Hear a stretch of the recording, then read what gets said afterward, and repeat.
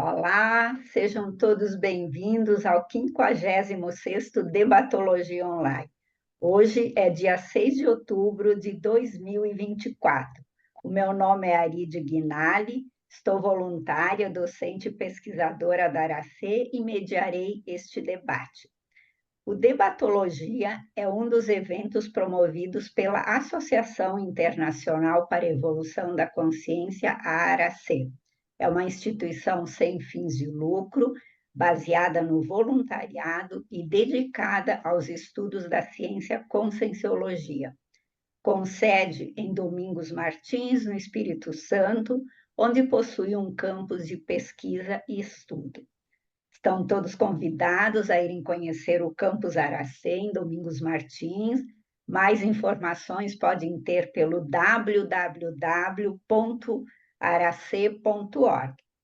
Informamos que este evento é uma atividade que será gravada e, conforme a Lei Geral de Proteção de Dados, as imagens e os debates desse evento serão utilizados exclusivamente para cumprir com o fim a que se destina, que é divulgar o evento Debatologia e a Conscienciologia. Caso algum participante não se sinta à vontade de ser gravado, né, e publicada a sua imagem, por favor, mantenha o microfone e a câmera fechada. E hoje, para este Debatologia maravilhoso, teremos o prazer de receber a pesquisadora Rosângela Bertozzi Lopes. Seja bem-vinda, Rosângela. Obrigada, bom dia. E hoje a Rosângela traz um assunto bem interessante que ela está aprofundando na sua autopesquisa, aqui com o tema descortínio consciencial, né? A Rosângela é graduada em comunicação social, especialista em gestão empresarial, marketing e tecnologia da informação, e é mestre em governança pública e privada.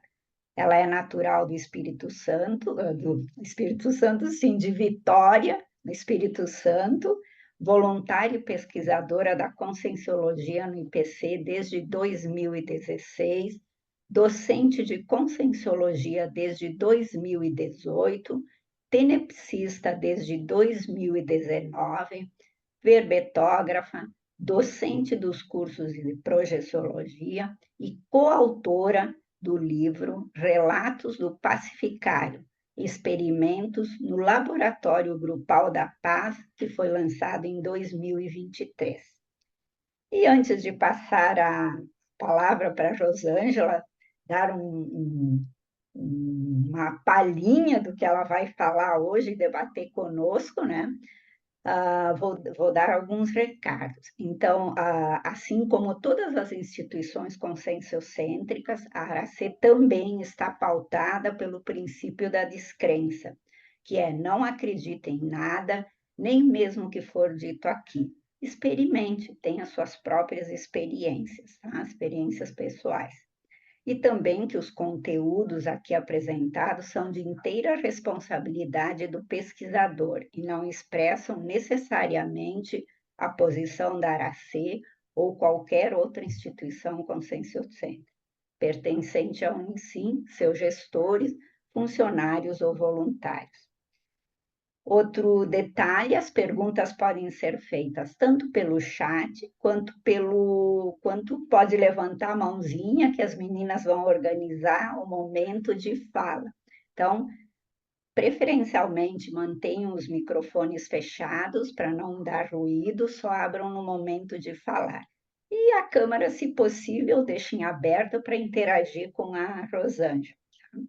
O texto que a Rosângela escreveu, caso alguém não tenha lido ou recebido, será disponibilizado no chat. E o objetivo deste evento é que os participantes contribuam com a pesquisa da autora, tirem suas dúvidas e ajudem a ampliar a visão de conjunto do tema da pesquisadora. E, posto isto, agora sim, passo a palavra para a Rosângela, para que ela possa dar uma palhinha do que é o seu projeto de autopesquisa. Aí. Então, bom dia mais uma vez. Obrigada aí à equipe do Debatologia pela oportunidade, ao pessoal que está aí assistindo. Muito bom estar aqui com vocês para fazer essa ampliação da visão de conjunto, né, que a Aride trouxe. Então, bom, o primeiro, vamos dizer, a primeira coisa que eu pensei, né, quando eu vim fazer esse texto foi o quê, né? Esse ensaio, né, que eu estou chamando de um ensaio, um embriãozinho aí de uma pesquisa, né? É para eu mesma me estimular a escrever, porque a gente, né, entende, né, tem esse entendimento que a escrita é uma das melhores assistências, né, que a gente pode fazer. Então, o primeiro viés é esse daí, né, aprender a escrever. E a outra questão foi compartilhar, assim, né, que às vezes a gente pesquisa alguma coisa, começa a tratar aquele assunto ali, aquele traço, pensa que o traço está tratado, e quando vê, a gente escorrega e toma um tombo feio, né? Vê que não era bem assim, né? Mas aí a gente vai percebendo como que funciona mesmo, né? Essa questão que a gente fala que a pesquisa é uma retirada de camadas, como se fosse uma cebola mesmo, né? Então, a ideia de compartilhar isso acabou também me chamando a atenção para que não é só a autopesquisa em si que é um desafio. O desafio é também o aprofundamento dessa autopesquisa, que foi o que mais me chamou a atenção, porque quando eu vi, eu falei, nossa, de novo isso daí, né? Eu pensei cá com meus botões, porque eu trago aí um traço de carência de heterorreconhecimento. A tônica, né? O principal, vamos dizer, pensene, né? O principal comportamento que tem aí nessa autopesquisa é esse, né? De eu me perceber de novo fazendo coisas para conseguir heterorreconhecimento. E quando eu vi isso, que eu falei, bom, agora eu vou ter que ir mais fundo, né? Eu falei, nossa, eu acho que eu não sei o que que é mais difícil, saber que eu vou ter que pesquisar isso ou ir mais fundo nisso, né? Para de fato chegar ali na raiz do problema, vamos colocar assim, né? E aí eu fiquei pensando, outra reflexão que me veio foi, puxa vida, como é que a gente sabe que reciclou alguma coisa? Como é que a gente sabe que aquela mudança de comportamento que seja, né? Como é que a gente sabe que está suficiente? Qual que é a suficiência de uma reciclagem? E fiquei pensando nisso. Aí, nesse momento que eu estava pensando, né? Falei, poxa, eu acho que é legal falar disso, né? Foi daí que eu comecei a trazer esse ensaio para cá. Primeiro que eu já tinha me comprometido em vir fazer o debatologia, né? Com esse viés de que não, eu tenho que aprender a escrever. Se eu quero fazer uma assistência a um público maior, eu tenho que aprender a escrever. E depois foi pensando nessa questão do traço e da autopesquisa. E uma coisa que eu comecei a gostar muito também foi que assim que eu comecei a falar de algumas coisas, eu trouxe a questão de conceitos de inautenticidade, eu falei de inautenticidade no texto, falei de melhor padrão de manifestação. Aí depois eu comecei a pensar sobre essas coisas também, né? O quanto que isso vai ser necessário de um entendimento da minha parte para poder chegar no lugar que eu quero, né? Porque quando a gente fala assim, né? Eu coloquei no texto de inautenticidade, eu sei que é um viés da comunicação que eu trago ali, né? Que é o meu traço fardo de muitas vezes florear uma comunicação, em vez de ir direto ao ponto.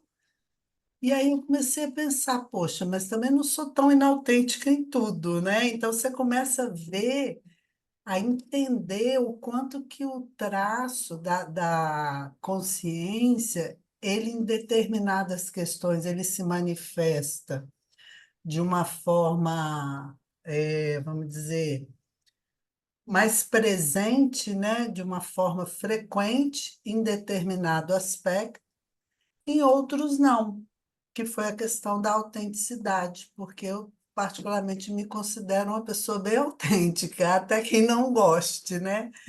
Porque que é aquela história também, né? Sinceridade não é autenticidade, né? Isso também a gente já ouviu falar muito, né? O fato da gente ser sincero, que significa a gente autêntico. Mas eu tenho esse viés de ser do jeito que eu sou, mas sempre com a perspectiva de melhora. E daí, pensando nisso tudo, à medida que eu fui escrevendo e quando a gente vai pensando, porque a autopesquisa ela fica na cabeça da gente, né? Não sei se é assim com vocês também, mas você fica ali, como é que eu vou achar esse traço? De onde que vem esse traço? Esse traço é de agora? Esse traço é só dessa existência? Ou esse traço eu estou trazendo já há algum tempo? Porque nessa pesquisa do floreio da comunicação, eu fiquei pensando, da onde que vem isso? Vem lá da minha infância, onde eu sempre fui tida assim como uma... Porque eu fui um arrimo consciencial na minha família. Então, isso vem desse traço aí de ter que ficar, ser muito amparadora, né? Vamos colocar assim, como amparadora eu não poderia magoar, ou eu não poderia... Enfim, aí tem várias possibilidades desse floreio, que é o que eu trago, né, aí para a gente conversar sobre como que a gente entende um traço fardo, como pesquisá-lo e como entender uma suficiência de um aprofundamento pesquisístico. Porque eu fiquei me perguntando sobre isso. Eu falei, quando que eu vou saber que essa carência de heterorreconhecimento não vai mais ser uma trava evolutiva para mim? Quando que ela não vai ser mais vamos dizer, uma ferramenta até mesmo manipuladora, né? Se a gente for parar para pensar, você pode, se não tiver um uso ali cosmoético, além de eu estar me manipulando para poder estar em um grupo, eu posso até mesmo manipular um grupo a favor disso.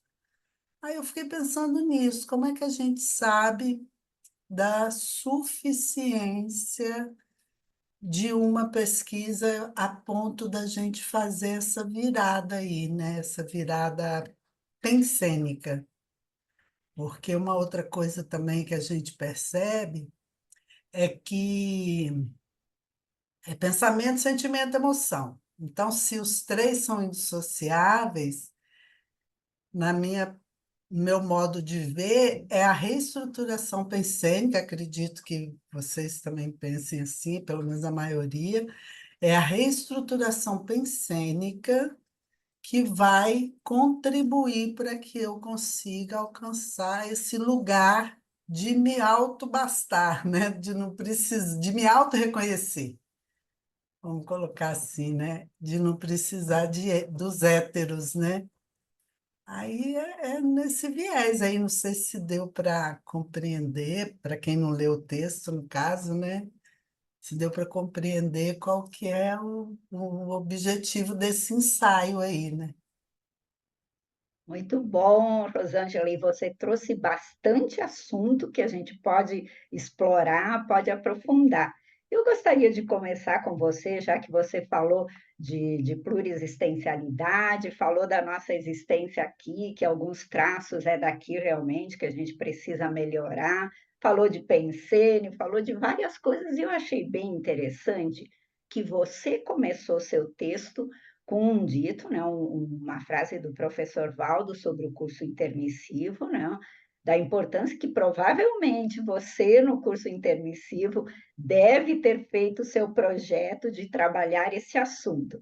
Então, eu te pergunto se você tem alguma noção que seja essa, talvez a sua cláusula pétrea, de onde você precisa aprofundar a tua autopesquisa e explicar o que que é curso intermissivo, caso alguém não saiba o que que é essa intermissão que a gente tem de as horas aqui, as horas no extrafísico.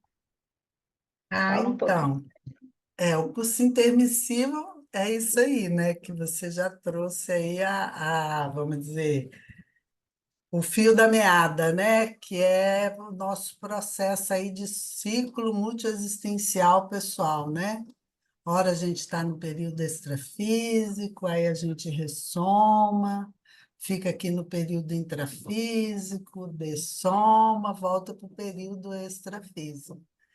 E nesse período extrafísico é onde a gente tem essa hipótese da gente participar de cursos, participar de aprendizados, para justamente a gente, no retorno, né, desse período intrafísico, ter ferramentas, ter possibilidades de aproveitar melhor as oportunidades evolutivas que esse período intrafísico traz para a gente, né? Porque a gente trabalha com a hipótese, né? O paradigma consciencial trabalha com a hipótese de que a gente, quando está no período extrafísico, a gente está em comunidades afins. A gente se agrupa por ideias, por pensenes afins.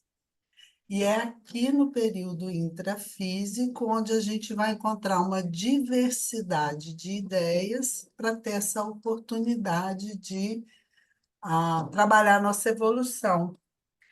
E o tema, por que que me chama a atenção a intermissão? Porque tem um outro assunto que eu gosto muito, que é a questão da liderança interassistencial. E aí a gente pensa assim, né? Bom, se eu quero atingir um nível evolutivo que me permita exercer a liderança interassistencial, eu vou ter que trabalhar isso aqui, né, no intrafísico.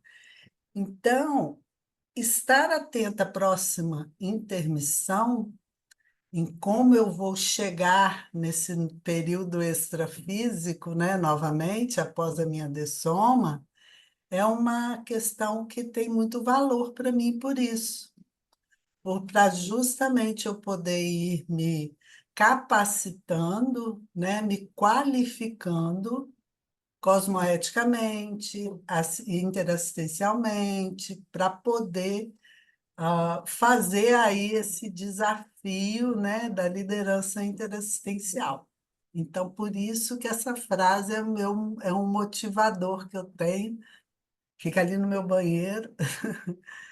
É um motivador que eu tenho por isso. Essa frase até foi no curso do Marcelo, o duplista da Ana, um curso que eles deram em Vitória para gente, e eles distribuíram frases. E eu lembro que no dia que eu peguei essa frase, eu nem entendi muito bem, mas ela me tocou muito. E daí eu botei no meu banheiro, e todo dia, praticamente, eu leio essa frase. Então, ela que é esse realmente esse grande estimulador aí. E se lá na minha, né, respondendo a sua pergunta da questão da programação, se lá na minha programação, que eu não consigo afirmar efetivamente, né, mas que tem esse viés da liderança interassistencial, para mim é fato, assim, que meu objetivo é esse, é conseguir me capacitar para ser uma líder interassistencial, exercer o trabalho da liderança interassistencial. Muito bom, Rosângela, muito boa a sua explanação e como é importante, às vezes a gente vai ou num curso ou nesses locais que eles distribuem realmente, às vezes uma frase, na hora a gente lê assim, ai, que não entendi, não faz sentido, mas depois a gente avalia. Tudo, são aquelas coisas que a gente diz, até a frase que a gente vai tirar lá, ela está amparada, ela tem um porquê, não é? É. E Uhum. Daqui a pouquinho eu faço mais perguntas para você, que eu estou curiosa, mas agora eu vou passar a palavra para o Isamar. Isamar, pode fazer a sua pergunta.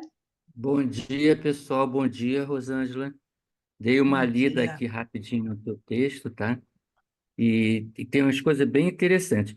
Uma coisa que eu queria te perguntar é o seguinte: você acha que o heterorreconhecimento é negativo, isso? Ter heterorreconhecimento pelo que você faz? Como é que você vê esse heterorreconhecimento?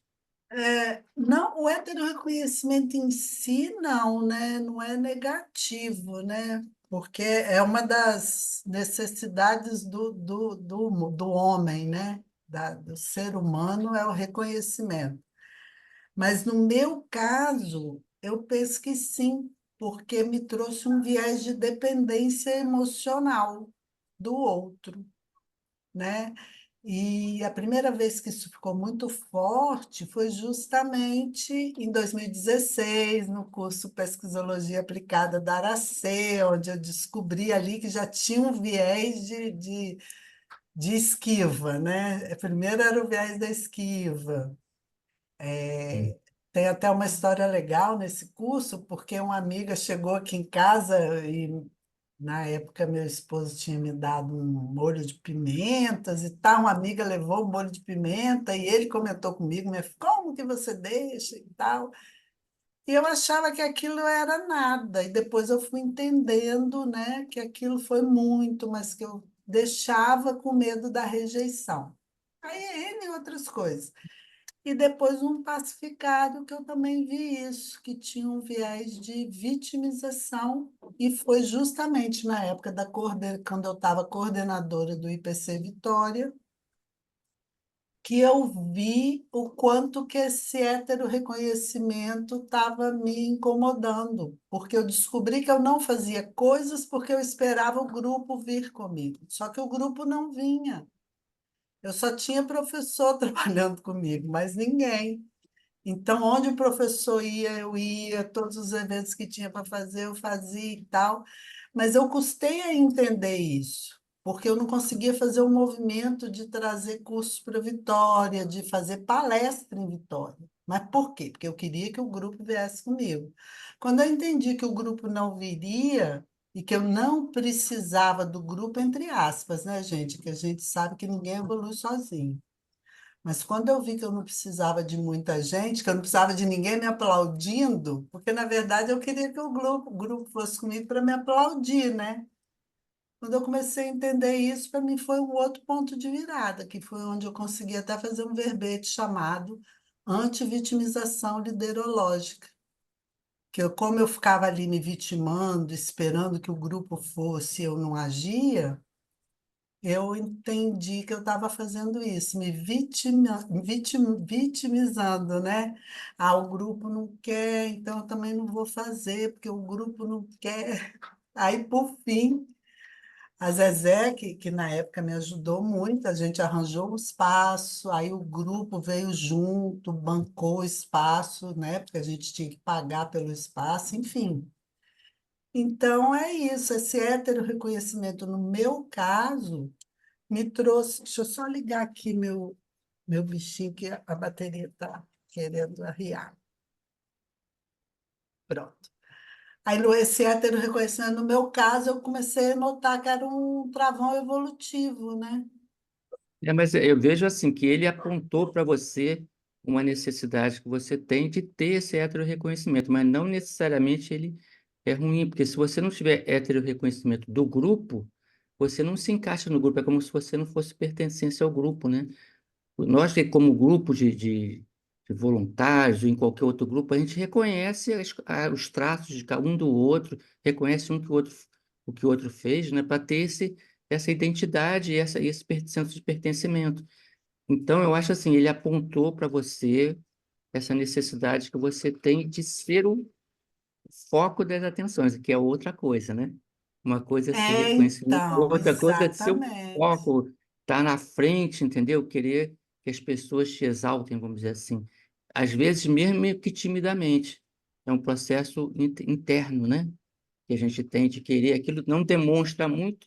Tem gente que demonstra, outros não demonstram, mas tem aquela necessidade de que as pessoas reconheçam você, senão você até fica um pouco assim, vamos dizer assim, não é chateado, mas você se sente não tão íntimo da pessoa.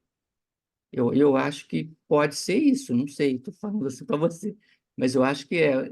Ele indica, porque tem coisas que apontam para a gente como a gente se comporta, né? Quando você bota ali a carência, eu concordo com isso, pode ser um processo de carência. Você coloca no texto ali que tem um processo de carência afetiva, que pode ser essa Isso, necessidade do reconhecimento por conta da carência afetiva, né? Que isso é parte de todos nós, né? Não estou só colocando as ideias, tá, Rosa? Não estou te apontando nada, não, porque esse processo do reconhecimento da carência afetiva, ele é muito interligado, né? Você quer que a outra eu pessoa concordo. se ligue. Eu concordo plenamente, Isamar, mas é assim, ó, tem coisas que são comuns a todas as consciências, né? Mas tem determinados aspectos que vão influenciar mais ou menos. Igual eu estava conversando com um colega, né? Aqui de Vitória, eu comentando isso com ele, eu falei, nossa, olha, eu percebi isso e tal. Aí até tem uma possibilidade disso vir de um traço autocrático. Aí ele virou para mim e falou assim, mas, Ângela, todos nós temos essa características da autocracia. Porque aí falando dos bolsões holopensênicos, monarquia, belicismo, eu falei, olha, pode ser, mas em mim isso está anacrônico. Eu ainda É trago para cá. o Eu valor ainda que a gente tô... dá que é a situação. Você ainda tem um Isso, peso naquilo, dá valor para aquilo, né? isso. Outra Então, o história meu natureza. medo de ser autocrata, porque provavelmente eu tenho isso ainda, como é que eu vou dizer? Está ali ainda tá no meu temperamento. Então, o que que eu entendi? Que o meu medo de ser autocrata faz com que eu floreie a minha comunicação para passar como uma pessoa, vamos dizer, pacífica ou boazinha, qualquer coisa que seja. Então, está muito ligado. Mas aí é por quê? Porque eu estou com um conceito deturpado de limite. Uma coisa é ser autocrata, outra coisa é dar limite, né? Então, gente, é um pano para manga, hein? Entendeu, Isamar? Mas eu concordo com você, é por aí mesmo, é essa carência, isso faz parte do ser humano, mas isso não pode ser um objetivo. Eu não posso Sim. fazer as coisas se as pessoas vierem reconhecer que eu estou fazendo, né?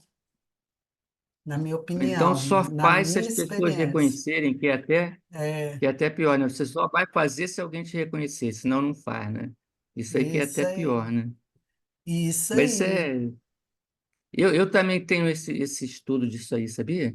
Do É. heterorreconhecimento, é bem Então, mas interessante. no meu caso eu nem deixava de fazer, mas eu ficava carente do reconhecimento. Então, eu não quero ficar carente de reconhecimento. Eu quero continuar com esse meu modus operandi de realizar, mas sem ficar carente de reconhecimento. É um assunto bem interessante, Rosângela, porque é bem isso. Você tem, eu ao menos assim, olhando para você, você tem aquele traço do agregar as pessoas, de querer realmente fazer, e por trás disso, esse traço, talvez, de querer o reconhecimento, atrapalha até nessa tua capacidade, suportabilidade de fazer realmente o que você precisa fazer. Muito bom. Vou passar a palavra para a Ana ou Marcelo, não sei qual dos dois vai perguntar. Sou eu. Bom dia aí, Rosângela. Parabéns aí pela temática e pela espontaneidade, né, com a qual você está expondo aí essa condição atual sua, né? Que bom que a gente não é isso sempre, né? A gente É, está isso e é, podemos ter a oportunidade de reciclar, de fazer a mudança, justamente porque temos esse interesse, né, evolutivo da gente crescer, mudar, ficar melhor, ter melhores resultados. Eu gostei quando você trouxe a temática da liderança interassistencial.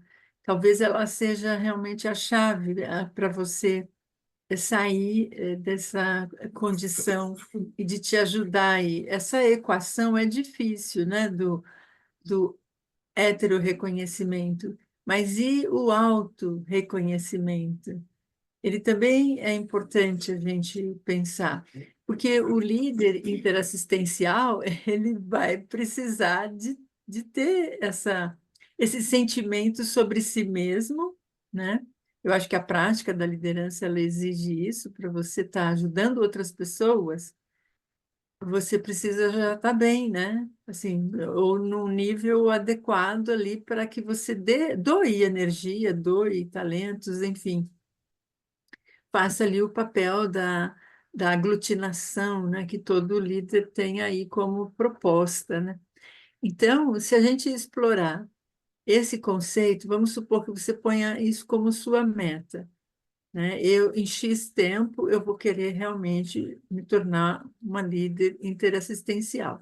Aí, você inicia, talvez, um raciocínio pela sua disponibilidade em assumir ou epicentrar atividades. Então, isso é a característica aí do líder. E aí tem o interassistencial. E o interassistencial é você fazer assistência aos outros e receber assistência. Então, dentro do próprio conceito de interassistência, vai estar embutido aí essa ideia do reconhecimento, entende? Sim. Então, é como se você estivesse querendo uma coisa, mas assim, ela já é implícita. Talvez o passo é seu mesmo. Então, eu vou sair de mim, vou ser mais assistencial, que daí, naturalmente, parece que às vezes a gente esquece, né, desse processo da interassistência.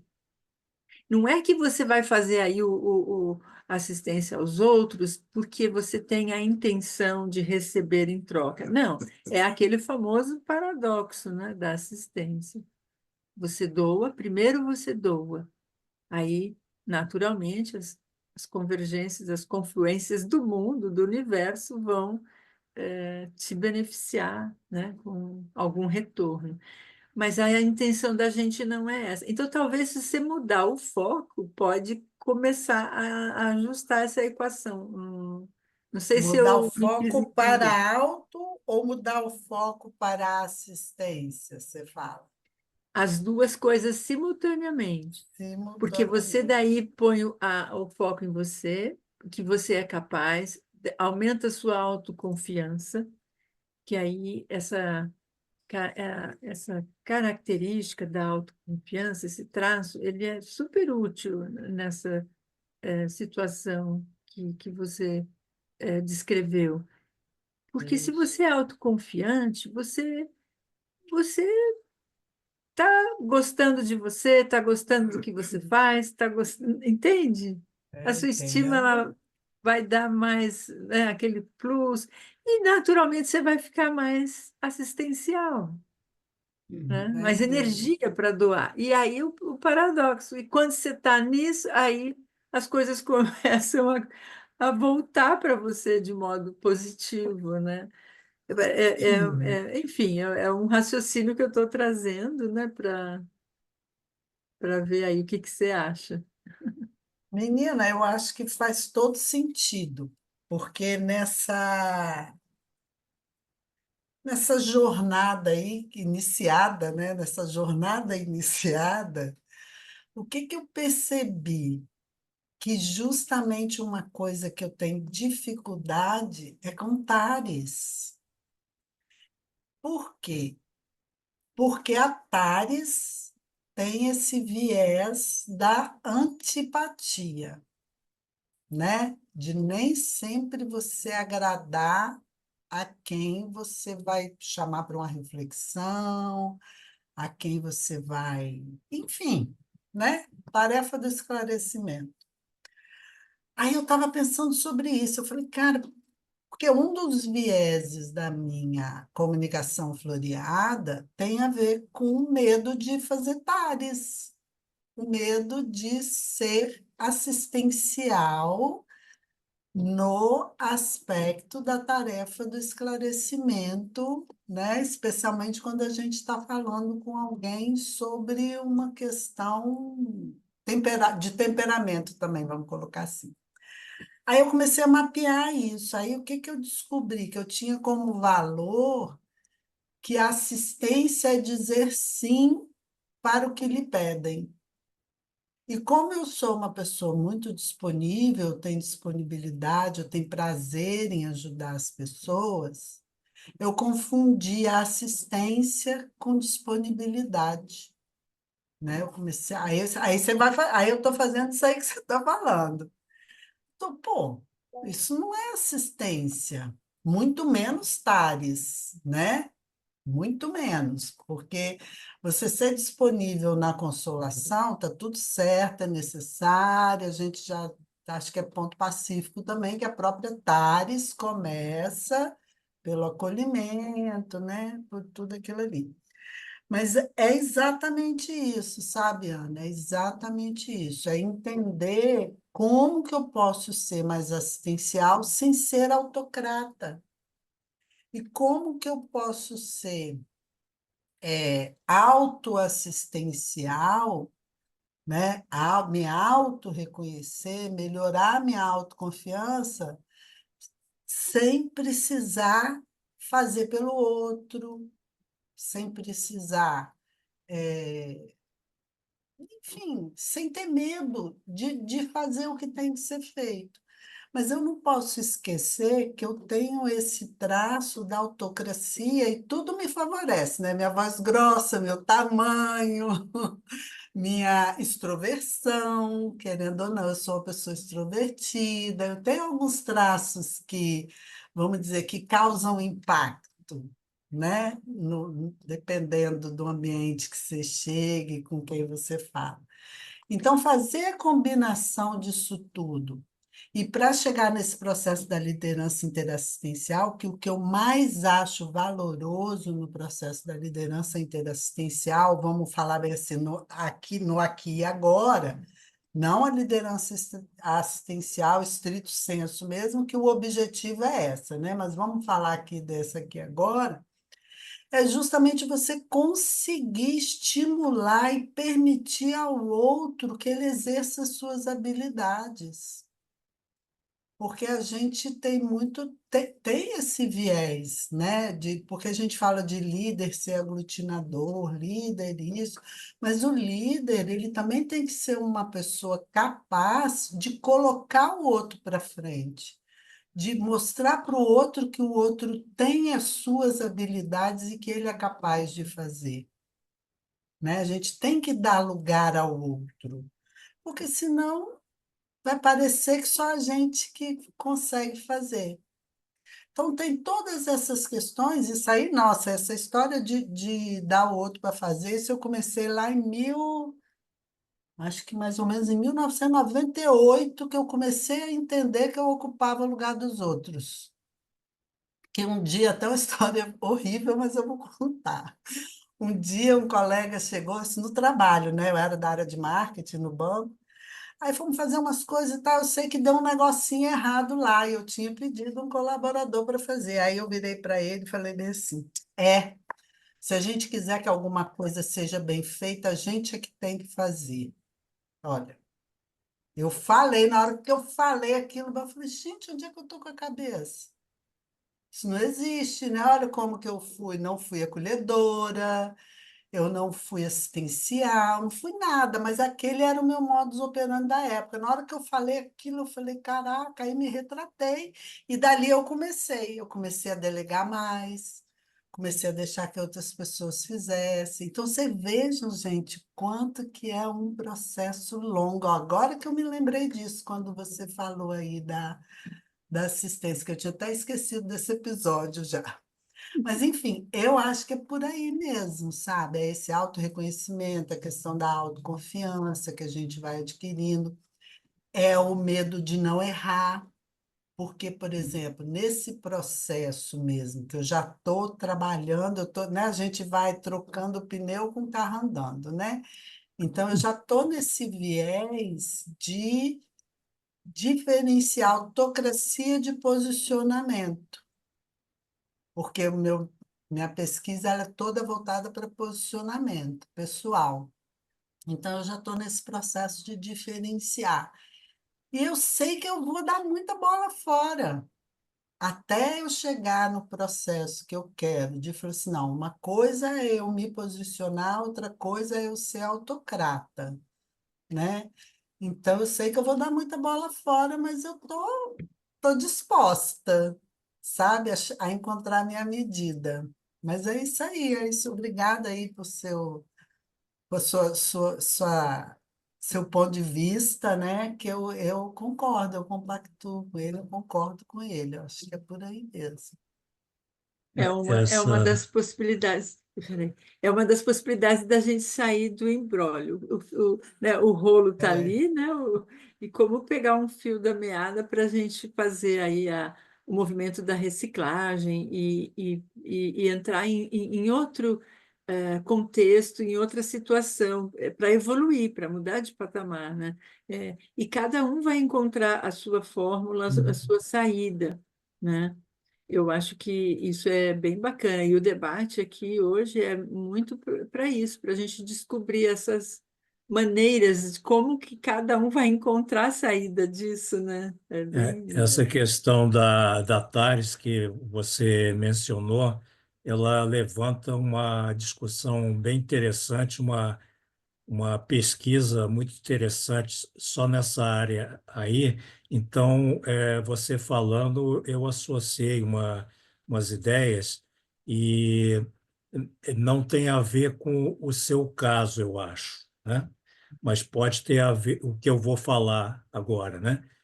Mas pode ter a ver com outras pessoas, talvez, porque é assim, a TARES ela tem que ter inteligência. Se não tiver inteligência, não é TARES, é uma outra coisa. Pode ser estupro evolutivo, talvez, né?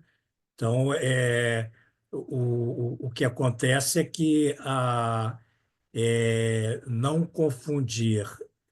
Eu sei que muitos de nós não fazem essa confusão, mas poderia acontecer de confundir tares com doutrinação. Então, é isso que nós temos que considerar se essa tares, naquele momento, ela vai fazer algum efeito, porque se não for esse o caso, ou a pessoa inteligente não vai fazer essa tarefa naquele momento. Talvez ela faça a Tacom, né? Uhum. Muito bom o debate. E outra Exato. coisa, Rosângela, que enquanto você estava falando de líder interassistencial e tal, lembrei-me que você comentou que foi um arrimo de família. Se você foi um arrimo de família, você deve ter aí uma liderança aí que já dá para você ver traços de que você agia realmente interassistencialmente, que você pensava realmente nesse apoio, nessa estar com Itares no momento certo. Provavelmente é mais um ponto para você investigar, um ponto positivo aí desse período de infância que você foi ou é o arrimo de família. E Isso. vou passar a palavra para a Andréia. Pode fazer a sua pergunta, Andréia. Bom dia a todos. Parabéns, Rosângela, pelo seu tema. E sobre o seu descortínio consciencial, eu queria que você falasse um pouquinho para a gente sobre como é para você receber assistência, porque a gente se coloca muito no papel de assistente, né? Fazer assistência É. para o outro, nesse viés acontece a interassistência, mas como que é para a Rosângela, consciência em evolução, receber uma assistência? Menina, é difícil. Bem-vinda ao clube. Eu sou dessa também. Por isso que eu quero te ouvir. Então, essa é outra característica que a gente vai identificando, né? Porque justamente por conta dessa vivência no núcleo familiar, justamente por ter sido esse arrimo consciencial, né? Essas coisas todas, então você tem que estar sempre pronto para tudo, né? É você quem faz. E daí começa esse ciclo vicioso. Se é você quem faz, você tem dificuldade de delegar, e você acha que só você que vai saber fazer, se o outro quiser fazer diferente, você acha que não pode, que vai dar errado, e você nem deixa o outro errar, né? O pior de tudo é isso, eu acho, né? Quantas vezes eu impedi que os outros errassem, né? Quantos casos que eu devo ter embotado aí nesse processo. Mas é difícil, porque até porque eu tenho muito essa coisa de eu me resolver sozinha, né?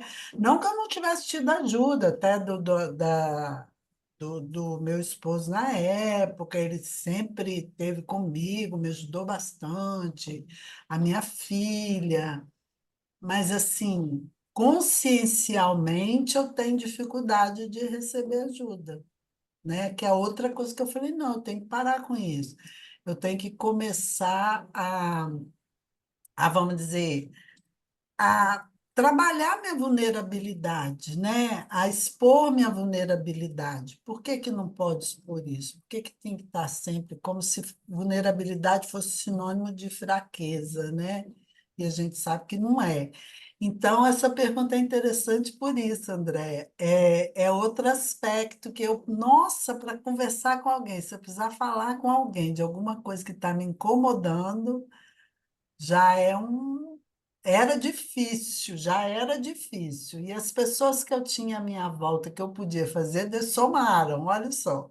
Parece que as coisas vão acontecendo justamente para a gente ir fazendo esse descortine aí, pô, vai tirando, vão tirar esses negócios, tem que, ó.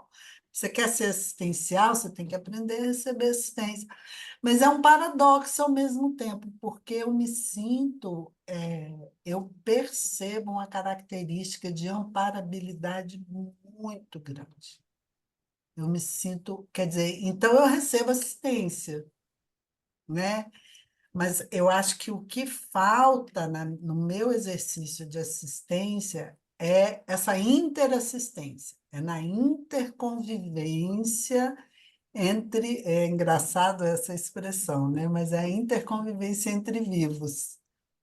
Então, vocês já devem ter ouvido isso, né? Muito interessante. Mas é no intrafísico, porque em relação à relação amparador-amparado, eu acho que eu tenho uma relação bem bacana, assim, sabe? Eu me sinto muito privilegiada nesse aspecto. Mas em relação assim a eu me abrir, a eu ser assistida, eu percebo que eu tenho um pouco de dificuldade mesmo. Obrigada Obrigada. por sua pergunta. Ah, mas eu penso que você, estando aqui, diante de tantas pessoas, eu acho que você já está aberta realmente para ser auxiliada. Isso é muito bom, senão você não É. estaria aqui expondo um traço que provavelmente não foi fácil para você admitir, porque às vezes a gente olha, faz lá a nossa investigação, né? Ah, fez a minha autoinvestigação, tem esse traço. Ah, ok, tudo bem. Mas quando você vai, como você disse, para o autodiagnóstico e o mais sério, o autoenfrentamento, que é o que você agora está realmente disposta a fazer, acho que é o ponto mais crítico, mas em compensação, o ponto de demonstração de abertismo. Isso é muito bacana. Márcia, O pode fazer Farid, a sua. o Ou Márcio, se posso? você quer falar alguma coisinha, pode falar, Rosângela, antes da Márcia. Quer complementar Eu alguma queria coisa? falar uma coisa na fala da Rosângela rapidamente. Pode esperar um pouquinho, Márcia? É rápido. Porque eu achei o que a Rosângela falou assim, meio contraditório, paradoxal. Eu sou amparada extrafisicamente, tenho uma condição de amparo extrafisicamente, mas na intrafisicalidade eu não tenho uma boa relação. Eu achei isso um Não, pouco não. contraditório, que aí queria que Não, tivesse um... então, deixa eu esclarecer melhor. Não é que eu não É, tenho uma boa relação. Boa relação com as pessoas eu tenho.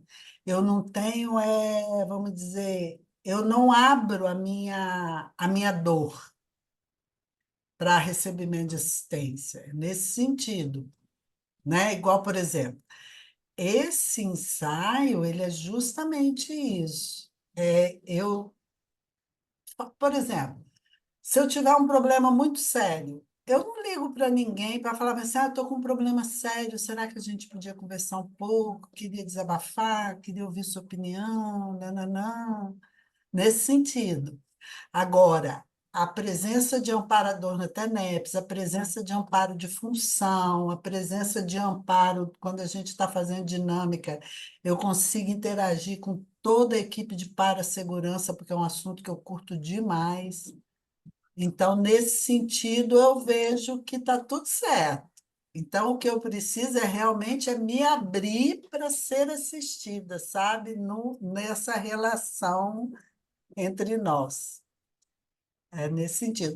Mas aí, Arid, você falando essa história aí do trabalho que tem para fazer, eu tenho uma frase que eu gosto muito, que é assim: quanto maior a dificuldade, maior é o êxito. Então, isso é bom, porque isso não deixa de ser. Só que a gente só vê depois, né? Claro, o êxito vem depois que está pronto.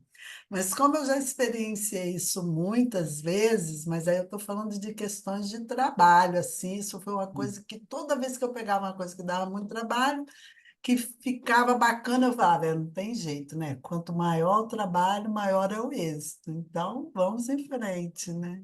Dessa vez é isso aí. Pode falar, Márcia, pode ir. Parabéns, Rosângela, está contribuindo bastante aí com os esclarecimentos. A minha pergunta vai ao encontro do que o pessoal estava comentando.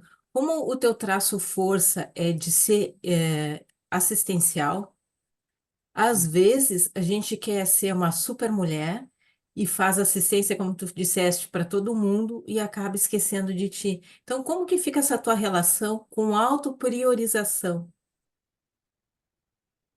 É outra coisa que está na bola da vez, né? Por isso que eu tenho determinado espaço ali no parágrafo, eu não lembro exatamente qual, que eu falo disso, né?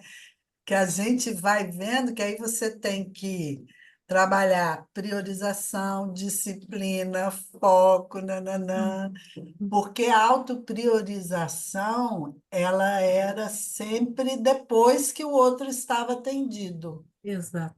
né? Então, primeiro eu atendia para depois eu me atender. Primeiro eu atendia para depois eu me atender. E mesmo assim mantinha a minha disponibilidade. Até quando eu achava que estava me atendendo, vamos supor, eu estava de férias, né?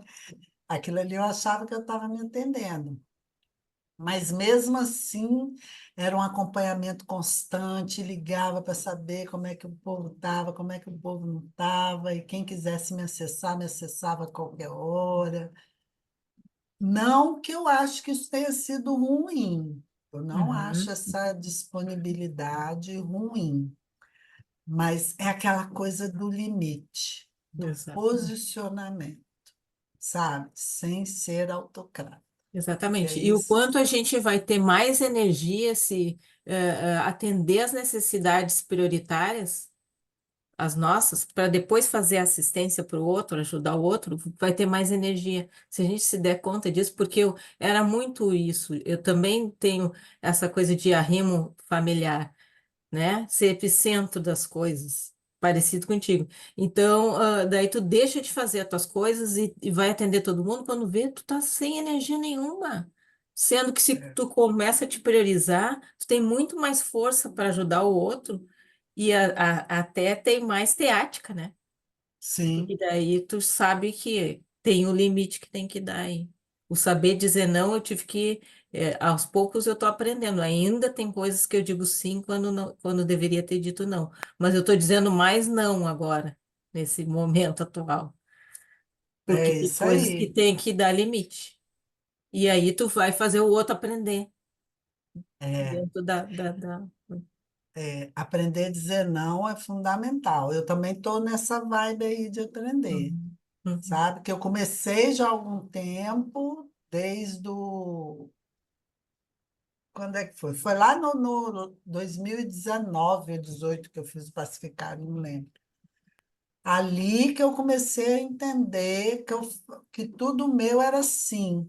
Só que eu ainda uhum. não tinha identificado o valor por trás disso. Olha como é que Sim. as coisas vão se encaixando, né? Eu dizia muito sim, mas eu não tinha identificado o valor por trás disso ainda. Mas mesmo assim eu comecei a dizer não. Esse valor por trás disso eu descobri agora, há pouquíssimo tempo. Que ser assistencial é dizer sim para tudo que te pedem. Imagina, né? É Então, equivocado. Mas é isso aí. Obrigada, é, Rosângela. obrigada eu.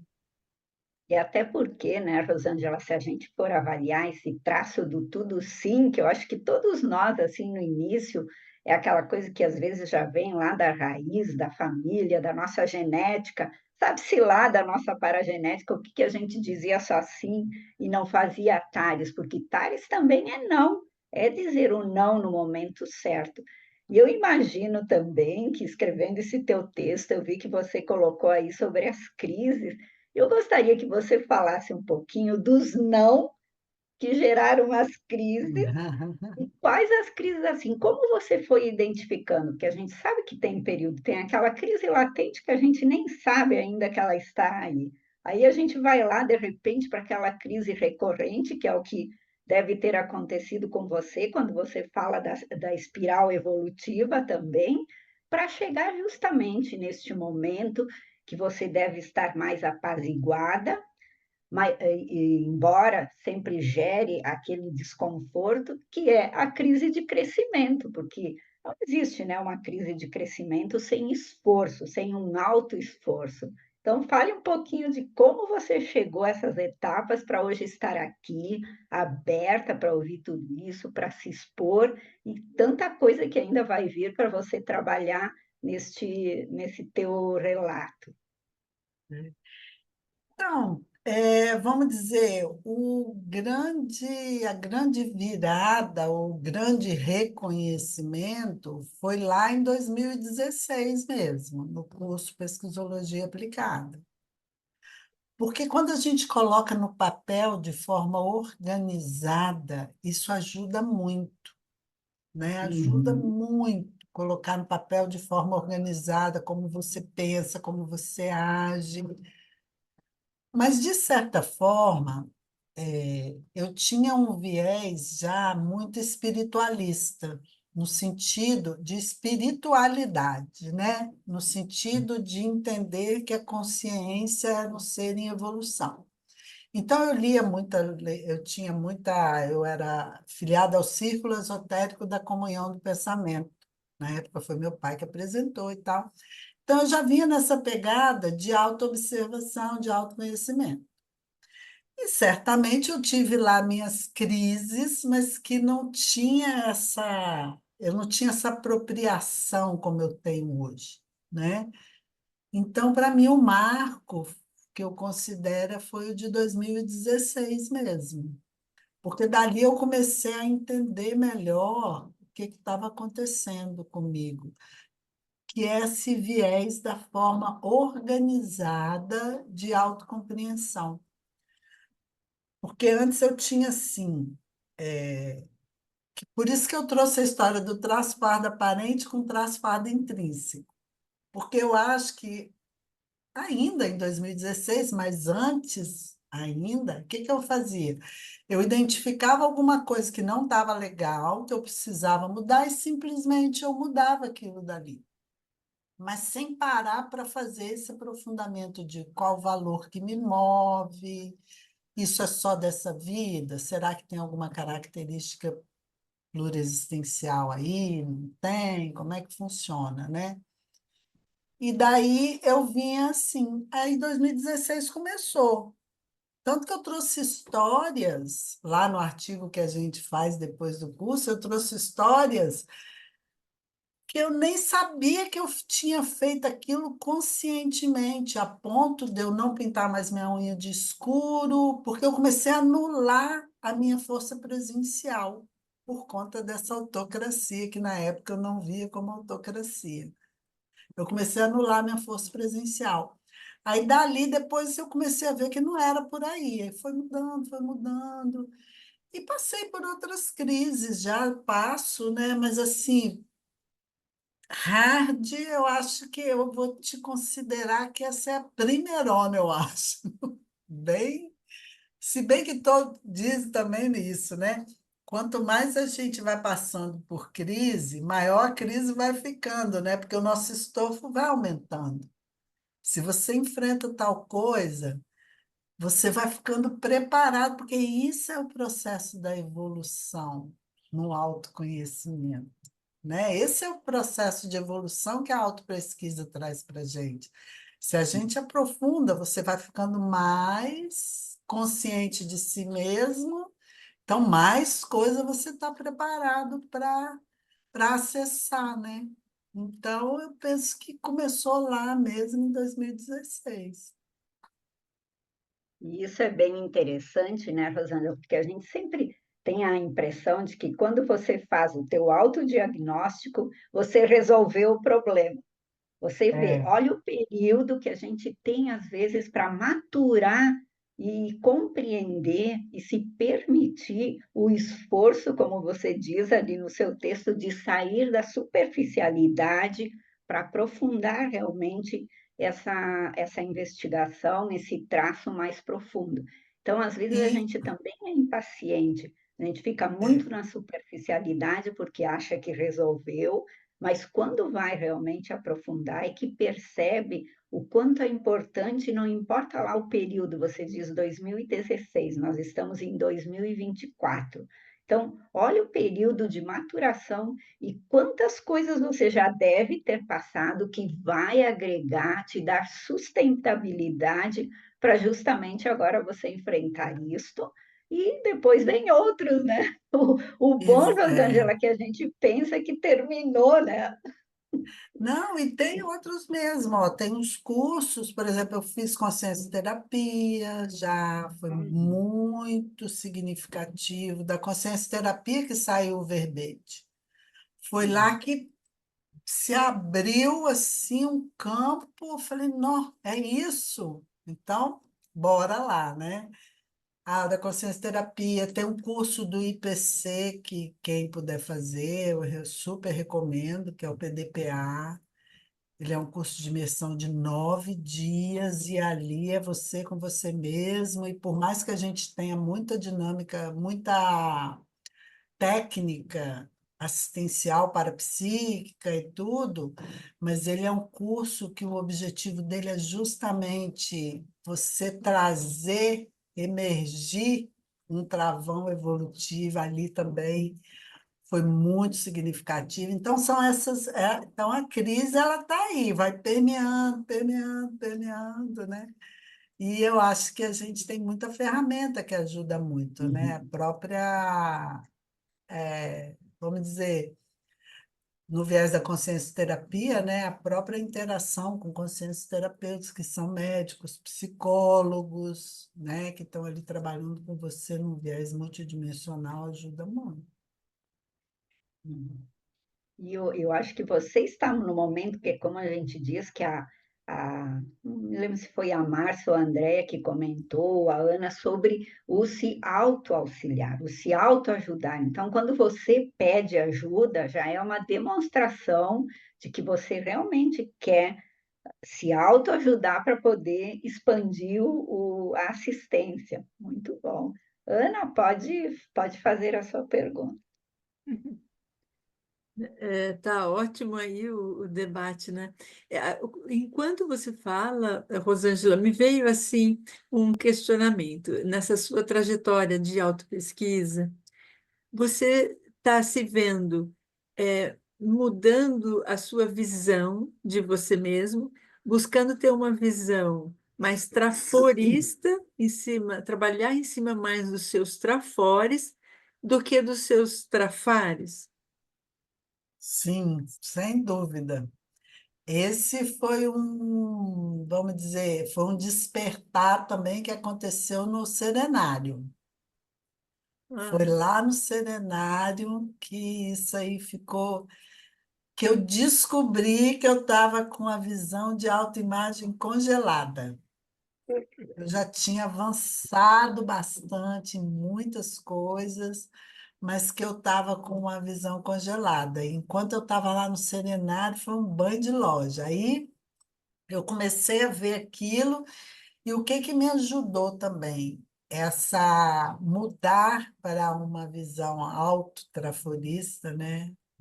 Também me ajuda a identificar os trafores alheios. Porque quando a gente fala assim, carência de heterorreconhecimento, então você não se reconhece também. E eu já tinha sacado isso há muito tempo também, que eu não conseguia receber um elogio. Quando alguém me dava um elogio, eu falava assim: não, imagina, eu não fiz mais do que minha obrigação. Nossa, era horrível, gente, vocês não têm noção. Mas aí, e eu descobri da onde veio isso. Você vê como que é importante a gente voltar ao nosso passado, né? Que seja um passado dessa existência ou um passado de outra existência. O dia que eu descobri isso foi porque um dia eu tinha meu boletim sempre foi um boletim ótimo e tal, né? E eu tinha aquela coisa de criança, né? De chantagear o pai, a mãe. Ah, poxa, eu ganhei. Eu só tirei nota boa, tô querendo um tênis da marca Nike. Aí meu pai virou, eu lembro como se fosse hoje, gente. Ele estava subindo a escada lá de casa, ele olhou assim para mim. Você não fez mais do que a sua obrigação. Tipo, você tem que tirar nota boa mesmo, né? Você só estuda. Tá bom, mas eu não sabia que aquilo tinha impactado a minha vida a ponto de eu adulta e jovem também, claro, né? Não conseguir receber um elogio. O dia que eu descobri isso, gente, foi tão maravilhoso, porque quando as pessoas passaram a me elogiar, eu falava assim: ah, muito obrigada. Aí eu até corroborava, ficou legal mesmo, né? Poxa. Então, ó, você vê como que isso muda a vida da gente. Daí eu descobri o quê? Que eu tinha dificuldade de elogiar também, que eu tinha dificuldade de reconhecer. Aí eu passei a fazer esse reconhecimento. Então, ter essa visão traforista sobre mim também me ajudou a ter uma visão traforista sobre os outros. E num viés assim, não é num viés para aceitar os trafares do outro. Não é exatamente isso que eu penso. É num viés de realmente valorizar o que o outro tem de bom, que é o famoso binômio admiração-discordância. Só que eu penso assim, eu até preciso estudar muito esse binômio, porque eu preciso entender bastante dele por conta desse traço do meu temperamento de ter dificuldade de receber e fazer elogios, né? Uma dificuldade que já vem sendo tratada, eu posso dizer. Mas entendê-lo melhor por conta da minha, vamos chamar assim, intolerância com quem tem valores diferentes dos meus, que é um outro aspecto que eu trago aí no, nesse ensaio, né? Da minha dificuldade, do meu floreio, especialmente com os discordantes, com quem eu acho que tem valores diferentes do meu. Mas é uma situação que eu vou ter que enfrentar, porque eu tenho que aprender a me posicionar sem ser autocrata. Então, esse é meu viés, né? Isso aí. é muito bacana pensar nesse binômio admiração e discordância. Ele é complexo para a gente entender e aplicar, né? É, Porque muitas das vezes, na ânsia da pessoa querer estar assim, tendo um comportamento conscienciológico avançado, né? Vamos colocar assim, ela começa a produzir falsas admirações. isso. E isso é complicado, né? É, Porque é uma coisa sutil isso, né? É que tem que partir de modo sincero dentro da gente. É um reconhecimento do trafó do outro, das qualidades do outro, dos talentos do outro. E não no sentido de fazer com que isso te diminua, porque se você se sente assim, no processo da admiração, é porque você ainda tem um espírito competitivo, Uhum. porque a dificuldade Isso. de elogiar e de reconhecer o trafor do outro ou do colega pode revelar que ele ainda guarda um resquício, um percentual de competitividade. Então, isso é interessante a gente aprofundar na autopesquisa. Por isso que eu perguntei da visão traforista. Se a gente vai de modo bem autêntico mesmo no valor do trafó, dos outros e os próprios, a gente começa a assistir com maior qualidade, porque você vai estar sempre indo valorizando o Trafor, que vai ajudar a encontrar as soluções, né? Você mitiga os conflitos interacionais, grupais, você vai mitigando um monte de coisa.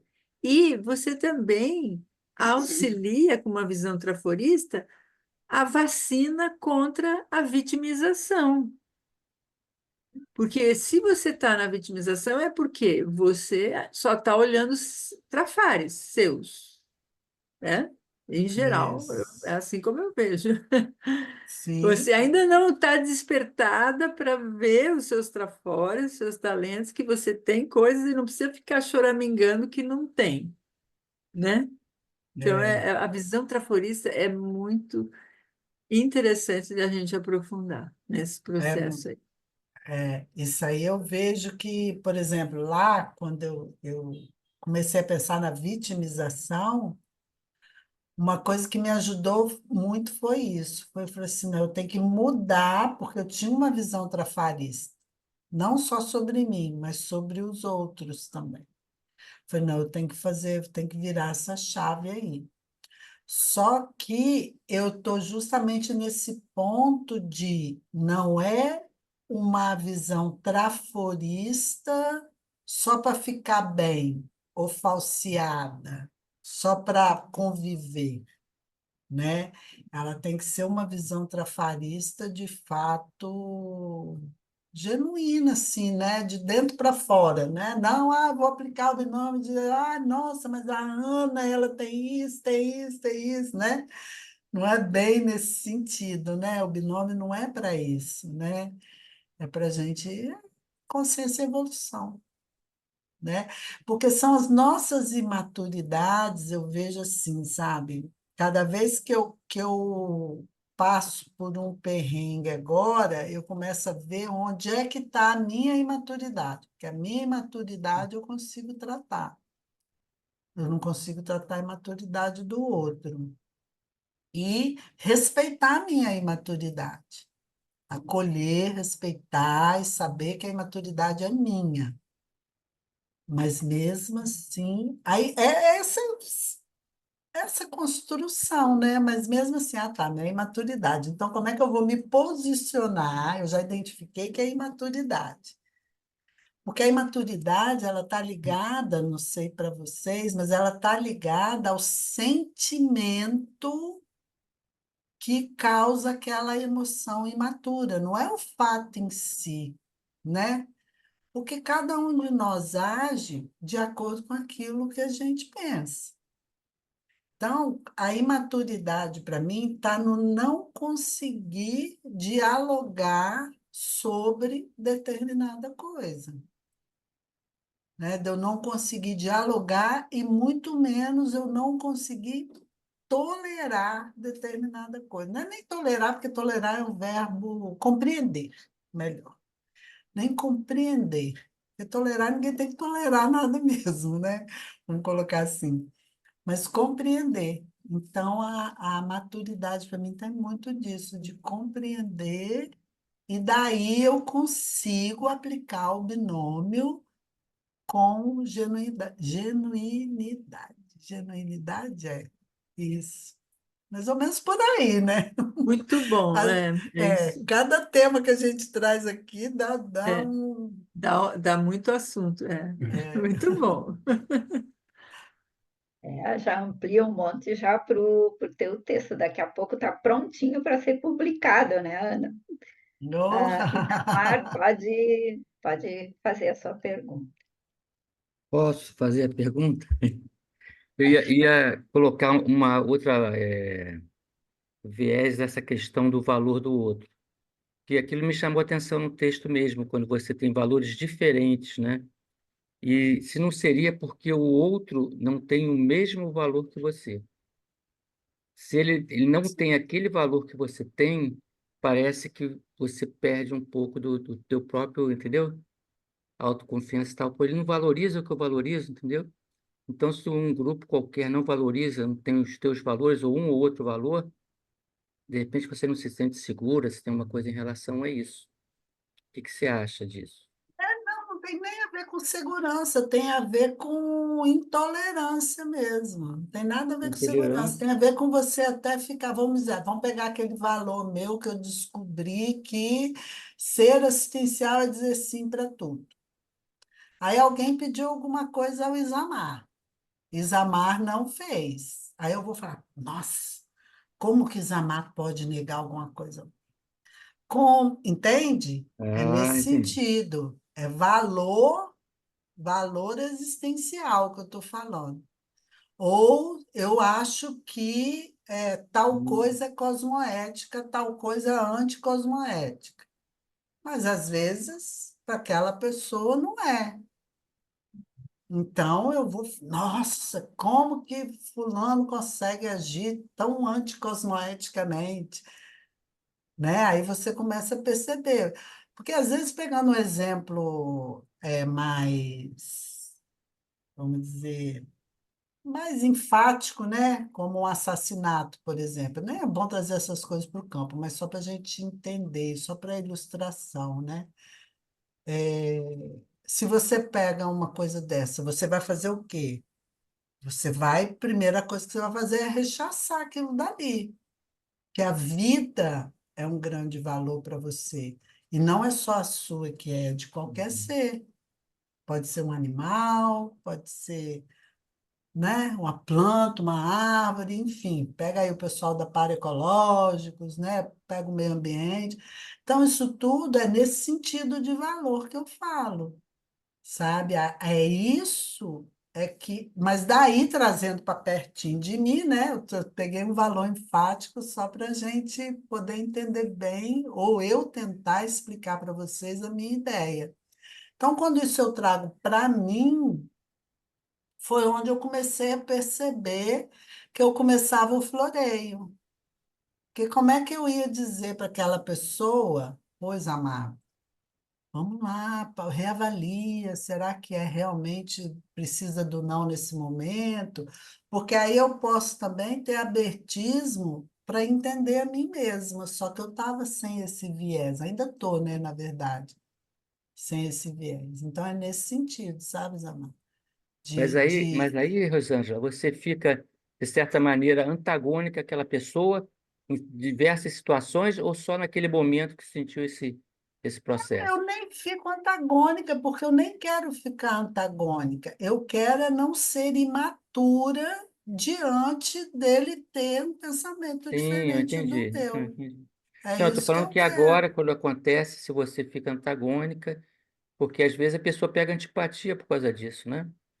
Acaba aquela pessoa Ah, sendo antipática a sem você. Qualquer dúvida, coisa né? você já vai lembrar daquilo e vai. Exato. Então, esse que é o meu exercício. Esse que é o meu trabalho, é adquirir maturidade para não tomar antipatia.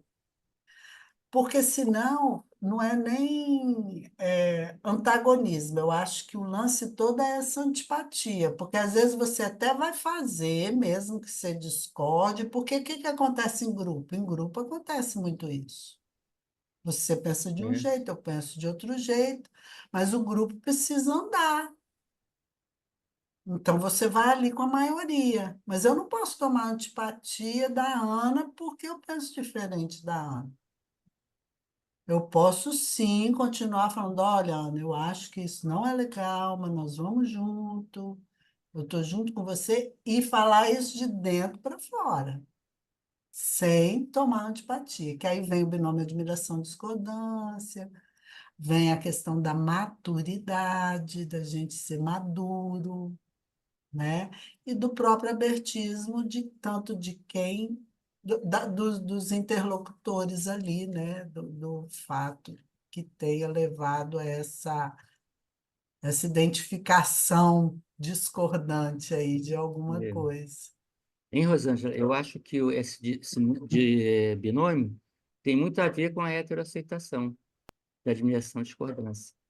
Muitas vezes você não se permite discordar para ficar bem com o outro, para ter essa relação mais amistosa. Ah, se eu discordar, pode causar algum problema entre a gente, ela pode me ver de É, outra maneira. Isso tem muito a ver com a heteroaceitação.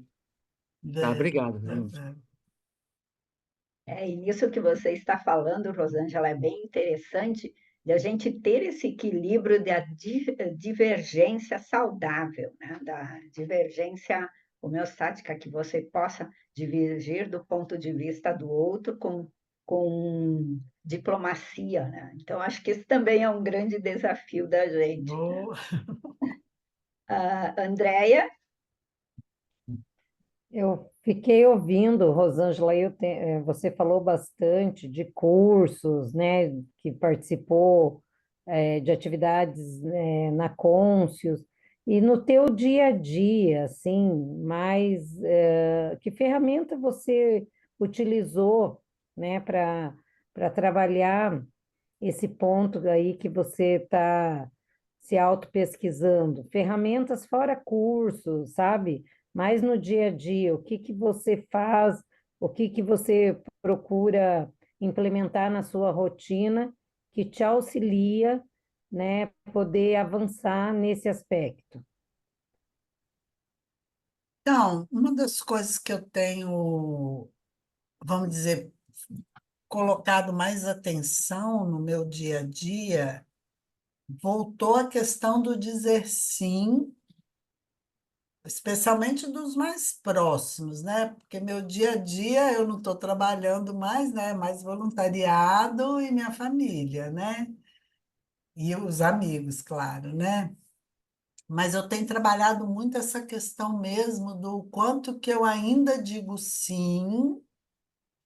Não é nem para eu não, quer dizer, para eu não ficar mal também, mas é para não deixar o outro mal, que aí é o viés do quê? De querer ter controle sobre o outro, né? Então, às vezes eu digo sim só para o outro não ficar mal.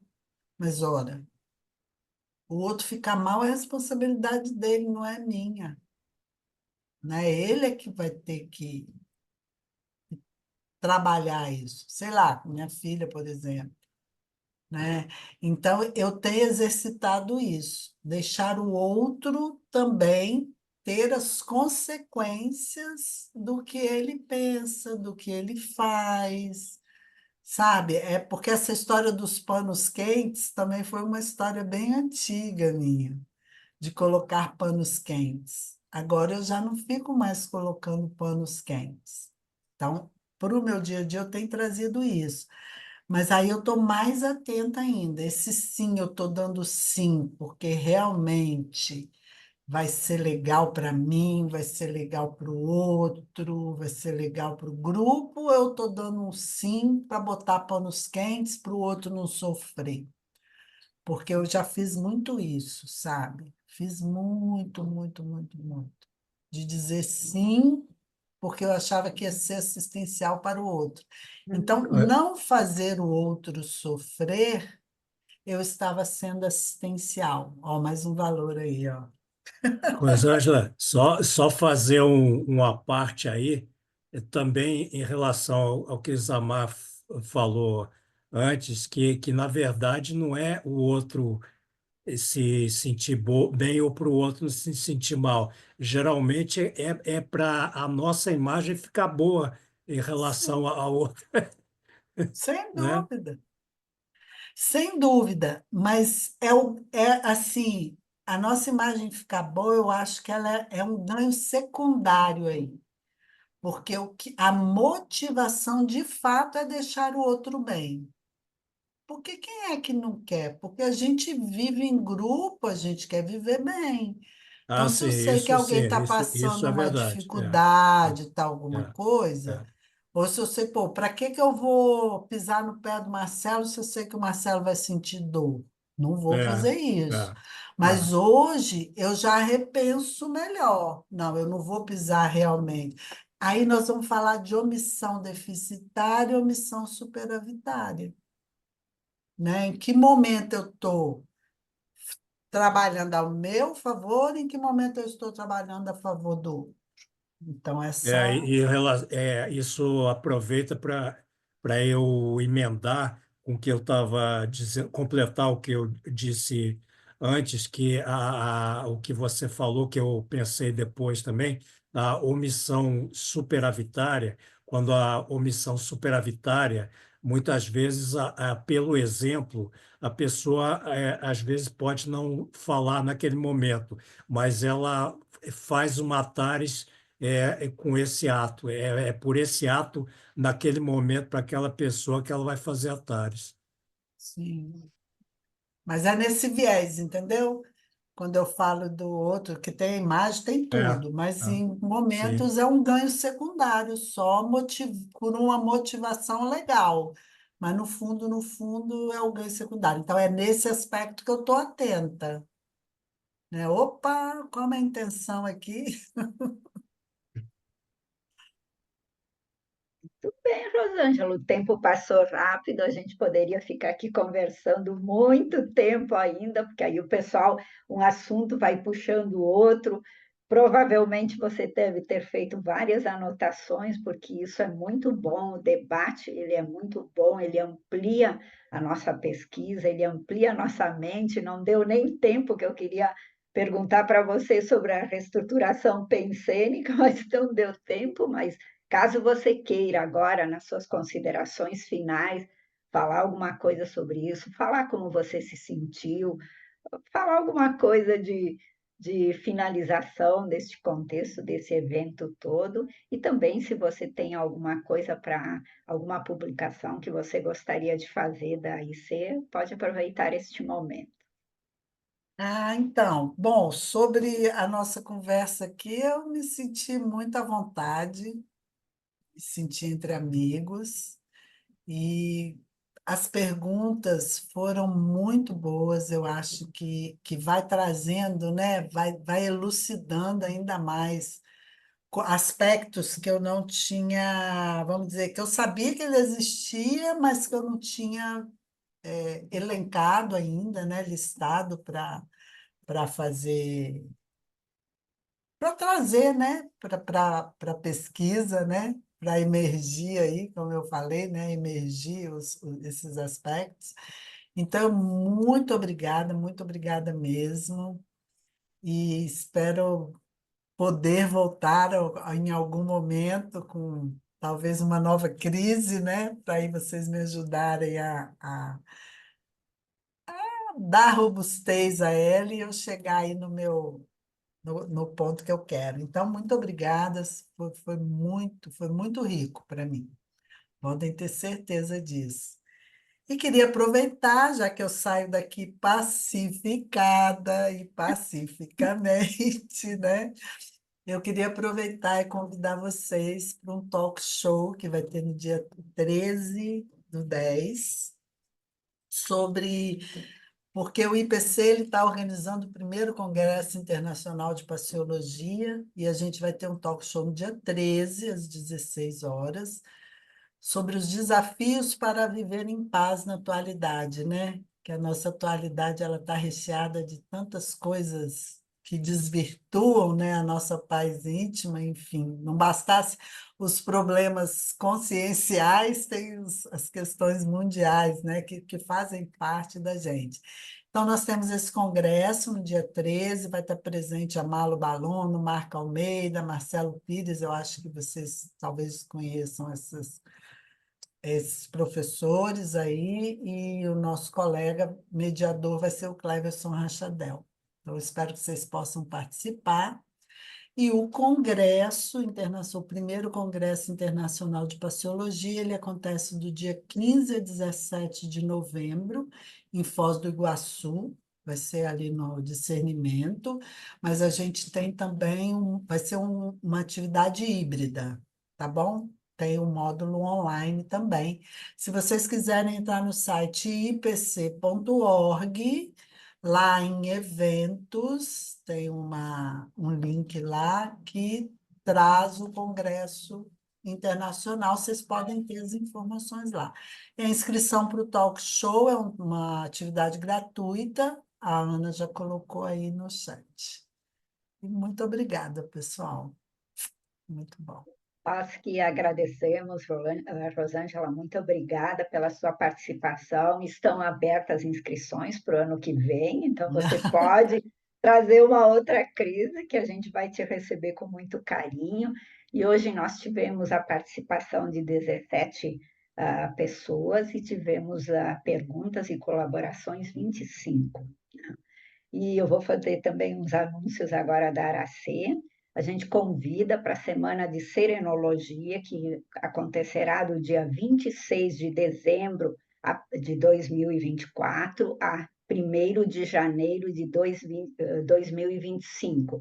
A programação está muito aconchegante, que dá vontade de participar. Então, para quem quer conhecer o campus e aproveitar para participar do evento, pode ter mais informações, aproveitar o pacote promocional no site www.arac.org. E o nosso próximo Debatologia será no dia 3 de 11 de 2024, das 9h30 às 11h30, com a nossa pesquisadora Aden Rodrigues, que vai apresentar o seu tema de pesquisa, Autorrefrateriedade Pensênica Cosmoética. Então, aproveitem também para pôr na sua agenda e participar. A Ana está colocando aí, as inscrições estão abertas, então, só entrar no site e ver direitinho toda a programação, valores direitinho. E aproveitem para estar no Campus Aracê. Muitíssimo obrigada, Rosângela, muito obrigada a todos que participaram deste evento, deste Debatologia, e a gente convida para o próximo evento. E antes da gente realmente finalizar, a gente peça que quem se sinta à vontade em abrir a câmera para a gente registrar esse momento importante. Feita a foto, Andréa? Então tá. Muitíssimo obrigada, pessoal, e até o próximo encontro, dia 3 de novembro.